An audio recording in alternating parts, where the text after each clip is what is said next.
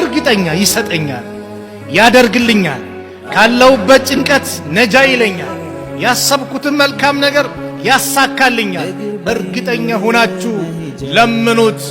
ወዕለሙ እወቁ አሉ አነላህ ላ የስተጂቡ ሚን ቀልቢን ጋፊልን ላሂን።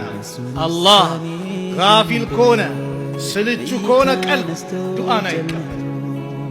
አላህ ጋፊል ከሆነ ሐሳባችን ሌላ ቦታ እየተሰላቸን ላ አላህን አይቀበልም። አላህ ወደ እሱ የተመለሱት ሙሉ ለሙሉ እርግጠኛው ልባቸውን ለአላህ ለሰጡት ባሪያዎች ዱዓን ይቀበላል። ዱዓ መመሰጥ ይፈልጋል።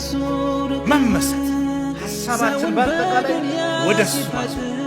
ሱብሓነላህ እኛ ዱንያ ላይ ነገ 100 ሺህ ብር እሰጥሃለሁ ና ቢለን አንድ ሰው እርግጠኛ ሆነን እንሄዳለን። ከሌ ብሎኛል ይሰጠኛል። እንዴት በአላህ ላይ እርግጠኛ ነው? እንዴት አላህ ያሰብኩትን ኸይር ነገር አያሳካልኝ ብለን እንዴት እናስባለን?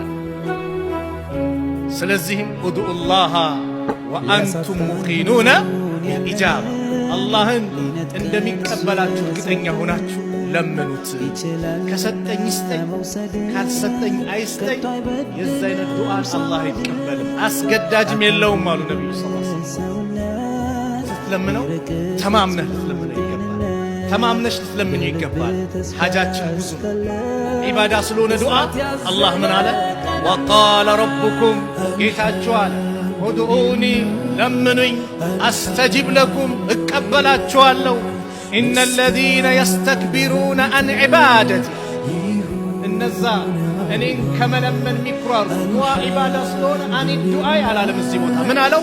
አን ዒባደቲ፣ እኔን ከመገዛት፣ ለእኔ ከመተናነስ፣ እኔን ከማምለክ፣ እኔን